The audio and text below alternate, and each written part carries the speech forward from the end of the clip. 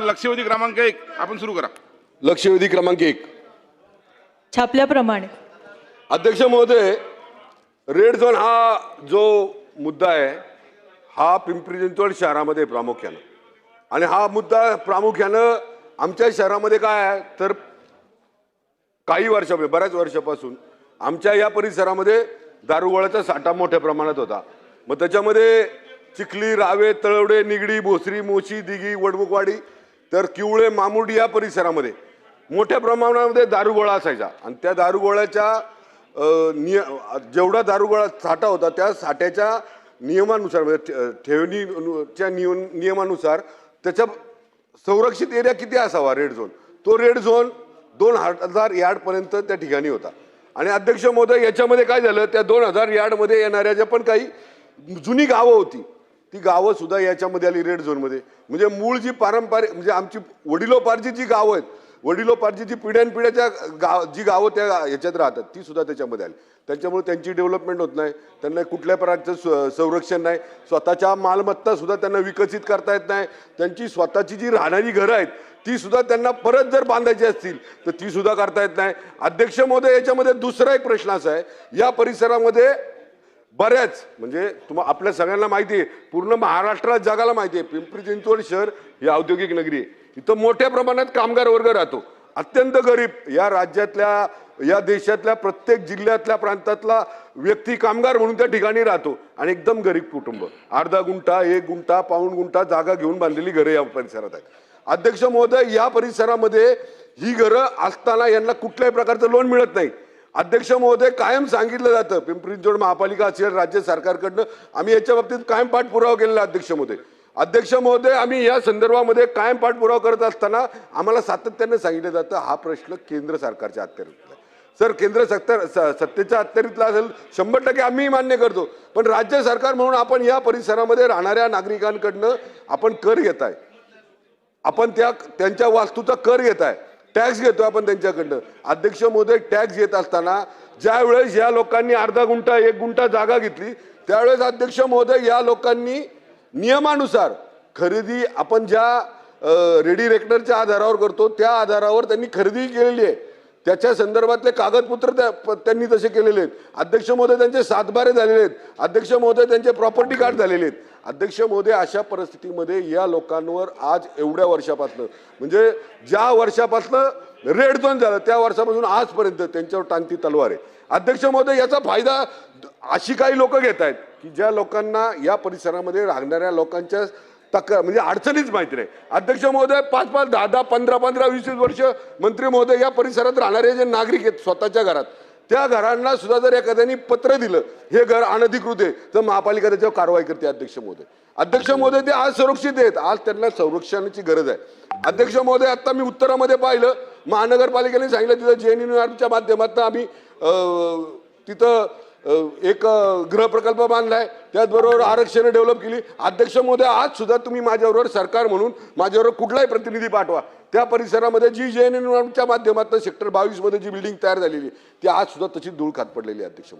अध्यक्ष महोदय, त्या परिसरामध्ये कुठल्याही प्रकारच्या लोकांना लागलेल्या सुविधा या आम्हाला द्यायच्या झाल्या तर पिंपरी चिंचवड महापालिकेच्या बजेटमध्ये त्या एरियासाठी कुठल्याही प्रकारचं बजेट नाही आहे. अध्यक्ष महोदय, त्या भागातले जे काही नगरसेवक आहेत, जे लोकप्रतिनिधी आहेत, जे आपल्या या लोकांच्या मतदानावर ते त्या ठिकाणी लोकप्रतिनिधी आहेत, त्या लोकांना जर सुविधा द्यायची झाली तर त्या परिसरातल्या नगरसेवकांना असं सांगितलं जातं रेड झोनमध्ये असल्यामुळं त्या ठिकाणी आपल्याला निधी देता येत नाही किंवा कामं करता येत नाही. अध्यक्ष महोदय, यामध्ये त्या ठिकाणी प्रश्न घ्या माहिती सांगतो. अध्यक्ष महोदय, मंत्री महोदय, या परिसरामध्ये प्रामुख्यानं गोरगरीब नागरिकांना कुणी एखादा व्यक्ती येतो, पत्र देतो महापालिकेमध्ये आणि हे घर अनधिकृत आहे, पण त्याचे 20-25 वर्ष त्या ठिकाणी तो राहतोय, टॅक्स भरतोय, टॅक्स पावती त्याच्याकडे आहे, तरी सुद्धा महापालिका त्याच्यावर कारवाई करते. अध्यक्ष महोदय, यामध्ये एक देवी इंद्राणी म्हणून एक सोसायटी आहे, त्या देवी इंद्राणी सोसायटी ज्या वेळेस त्या बिल्डरनं महापालिकेकडे परवानगी मागितली, ती परवानगी महापालिकेने रितसर दिली. अध्यक्ष महोदय, ती परवानगी दिल्यानंतर काही दिवसानंतर ती बिल्डिंग तयार झाली, त्यामध्ये लोकांनी बिल्डिंग प्लॅन पास आहे म्हणून त्या ठिकाणी लोकांनी फ्लॅट घेतल्यानंतर लोक तिथे राहायला गेली आणि त्याच्यानंतर परत निर्णय झाला की ही वास्तू रेड झोनमध्ये येते. अध्यक्ष महोदय त्या लोकांना सुविधा देता येत नाही. अध्यक्ष महोदय याच रेड झोनमध्ये सेजच्या नावाने IT सेक्टर चालू आहे. IT सेक्टर सगळं मंजूर आहे, त्याला सगळं काय पुरवण्यामध्ये सेजच्या सगळे कायद्यामध्ये त्याला हे मिळतं त्याला. अध्यक्ष महोदय या परिसरात राहणाऱ्या नागरिकांना कुठल्याही संदर्भात कसल्याही सुविधा देण्यासाठी आम्हाला कायद्याची बंधन आहेत. अध्यक्ष महोदय याच्यामध्ये माझे स्पेसिफिक 2-3 प्रश्न मंत्री महोदयांना राहतील. अध्यक्ष महोदय हा प्रश्न सेंट्रल गव्हर्नमेंटचा आहे, केंद्र सरकारचा आहे, याच्यावर आता किती दिवस आपण उत्तर देत राहणार आहात. अध्यक्ष महोदय त्या परिसरातल्या नागरिकांचा लोकप्रतिनिधी म्हणून मलाही वाटतं की त्या लोकांना त्यात बाहेर काढावं. तर अध्यक्ष महोदय राज्य सरकारने याच्यामध्ये पुढाकार घेतला पाहिजे आणि तो पुढाकार राज्य सरकार घेईल का हा माझा प्रश्न आहे. तो पुढाकार घेत असताना अध्यक्ष महोदय याच्यामध्ये एक आपल्याला राज्य सरकारवर कमिटी तयार करावी लागेल. त्या कमिटीमध्ये जिल्हा अधिकारी, पिंपरी चिंचवडचे आयुक्त आणि राज्य सरकार अशी एक कमिटी तयार करून आपण त्याचा अहवाल तयार करून केंद्र सरकारकडे हा रेड झोन कमी करण्यासंदर्भातली मागणी संदर्भातली भूमिका राज्य सरकार घेणार का हा माझा एक प्रश्न आहे. अध्यक्ष महोदय या परिसरामध्ये काही प्राधिकरणाच्या जागा या प्राधिकरणानं म्हणजे प्राधिकरण होतं त्यावेळेस आता PMRD मध्ये मर्ज झालं. प्राधिकरणानं PMRDनं काही जागा ह्या अलॉट केलेल्या आहेत. म्हणजे रीतसर आपल्या नियमानुसार त्या जागा या ऑक्शनमध्ये त्या PMRDनं म्हणजे ते पहिलं PCNDT होतं यांनी ऑक्शनमध्ये त्या लोकांना दिल्यात. अध्यक्ष महोदय त्याची मोजणी करण्यासंदर्भातले कलेक्टरांनी आदेश दिले, ते मोजणी पण झाली.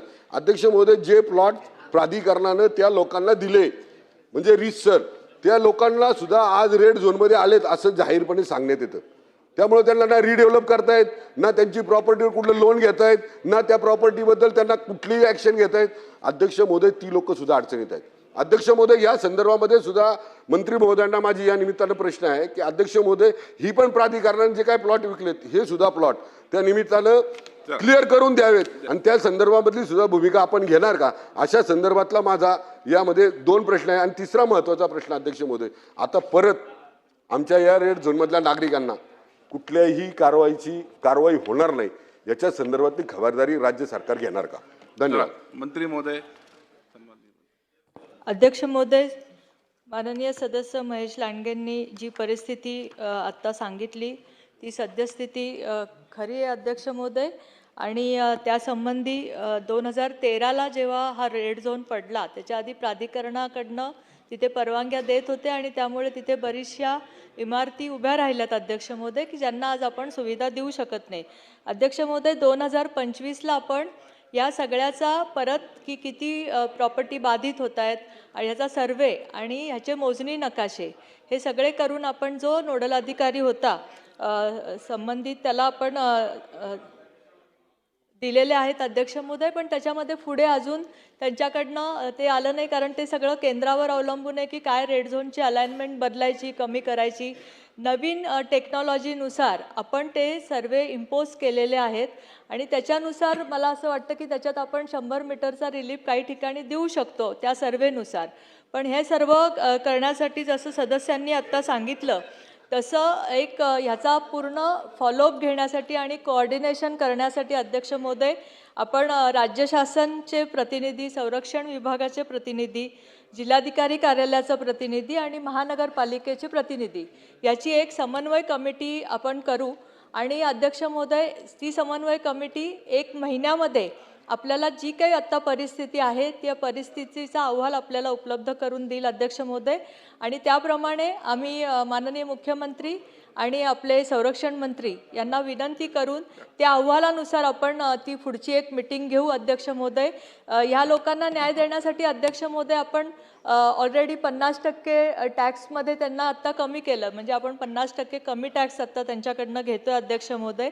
आपल्याला त्या लोकांना न्याय द्यायचा अध्यक्ष महोदय कारण 2013च्या आधी आपण त्यांना परवानग्या दिलेल्या आहेत आणि 100% आपण ह्याच्यामध्ये त्यांना न्याय देऊ शकू. महोदय, मंत्री महोदयांनी एकदम सकारात्मक उत्तर दिले त्याबद्दल त्यांचे धन्यवाद. अध्यक्ष महोदय याला अनुसरूनच म्हणजे याच्यामधला मंत्री महोदयांना तो विषय माहिती आहे. मंत्री महोदय या परिसरामध्ये जे DP मधले आरक्षण आहेत, DP मधले जे आरक्षण आहेत ते आरक्षण ती लोक डेव्हलप करायला पिंपरी चिंचवड महापालिकेला द्यायला तयार आहेत म्हणजे चर्चेच्या माध्यमातून.